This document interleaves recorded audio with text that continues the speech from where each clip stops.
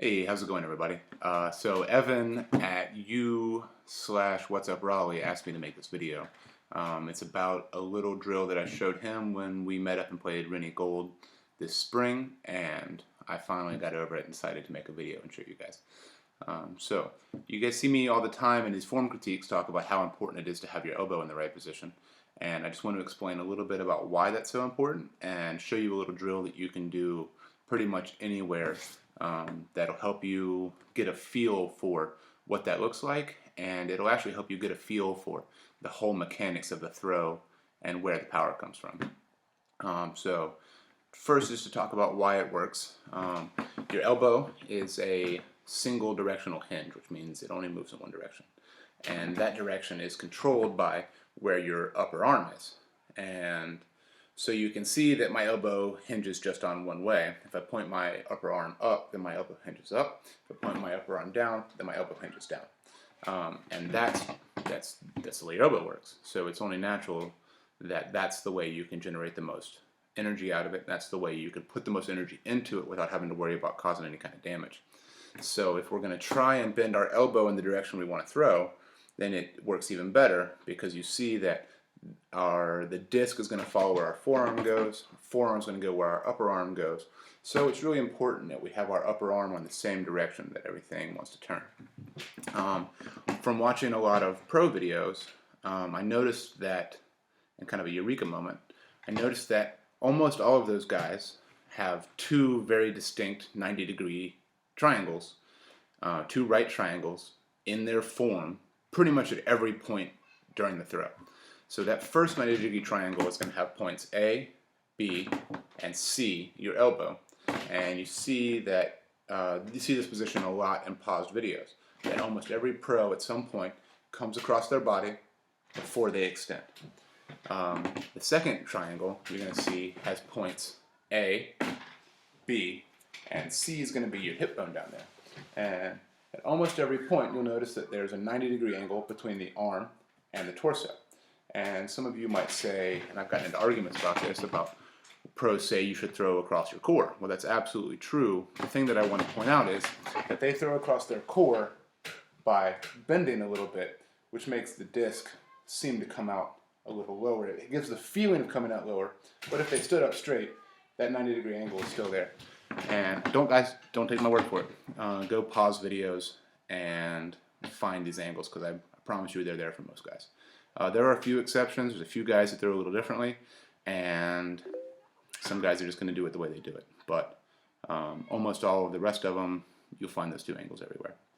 So once we figure out that both of those angles are there, here's a little drill to help you experience what that feels like. Because a lot of people have a real fundamental issue in one of two ways that breaks those two angles. So the first thing that people end up doing is they have their arm too low. So if your arm's too low, then you do a number of things that are bad for you. You decrease the length of the line that you can pull the disc on, is one thing. Two, you end up causing a weird angle that your arm flexes on, and you just deprive yourself of some power that you could otherwise have. The other thing that people do is not keep their shoulders square with a throw. And you see a lot of guys come through and they pull their right shoulder out, and that causes some grip lock, some turnover stuff, and you're just not going to have a very good time if you're throwing like that. So the drill that we came up with involves it's a real simple thing, actually. You take your middle finger and you touch it to your opposite shoulder. So whatever your throwing hand is, you take your middle finger and touch it to the opposite shoulder. And make sure that your arm is just pointed straight out in front of you, as if you were trying to reach something out in front of you. So from this position, you're square. And this, you'll see, you got 90 degrees below, and then you have that 90-degree angle above.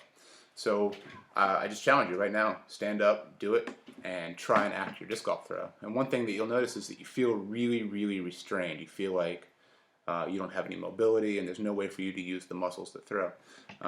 But this is exactly what the throw feels like. Clearly your arm's going to be out, you're not going to be touching your shoulder, but when you hear people talk about generating the power from your legs up, that's exactly what it means. The throw doesn't come from your arm, it comes from your body. So when I do this drill, stand up, touch, turn everything together. And it feels like nothing's there. It feels like nothing's really happening. But you'll see that if I turn into my reach back, into my follow through, that doesn't look a lot different than acting out a disc golf throw that way. And you guys will recognize it better. Here's the throw this way. Here's the throw this way. So I'm doing the same thing. I'm always in the same position no matter where I am. So the other side to this is a way to help you hit lines a little better. What I showed Evan was actually a second step in this. So if you take your throwing arm and you do this, you get one little line. We'll call this line A, from elbow to shoulder, right? And if you take your other arm and do it, so you end up looking like a little bit of a moron, with your arms crossed, you get line B, that's shoulder to elbow on the other side.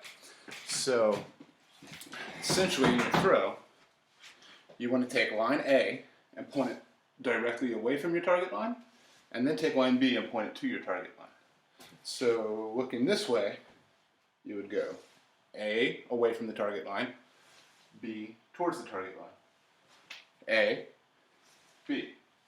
And when you break out, A, I'm still in this position, B, still in that position.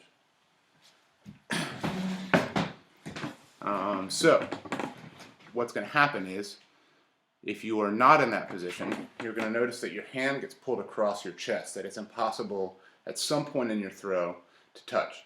And this probably won't happen in the middle of your throw, but you'll go to try and get to the very end, and you'll realize that in your follow-through, or right before your follow-through, that you're pulling it away. So figuring this drill out, figuring out how to keep your arm and your shoulder square and closed is going to help people a lot.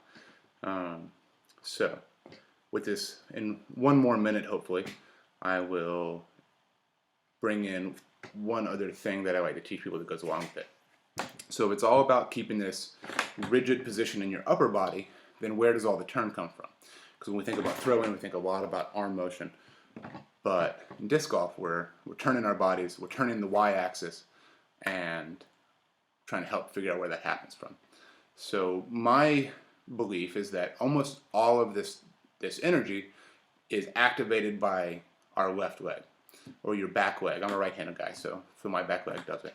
And what makes the most sense to me is to essentially just take my left knee down towards my right ankle. And that is a little trigger that causes your hips to turn. So I'll do one more demonstration and then I'll call it a day.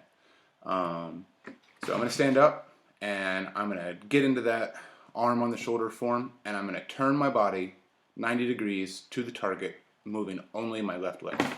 So get to where you guys can just see my hips. So I'm in that position, legs spread like I would be, and I'm going to take these and turn them 90 degrees by just taking my left leg in. So the only part of my body that I move is my left knee in towards. So knee down. This bend causes everything to turn towards the target and you get square.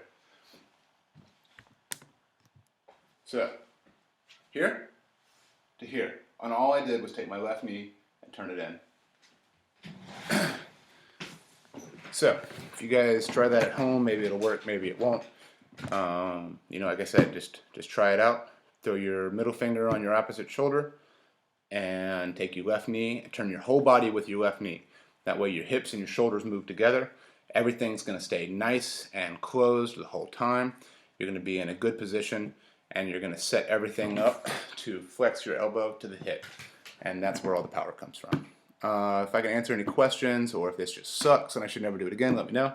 Otherwise, have a great day. Go out there and hit the course and throw a little farther. All right, guys, have a good one.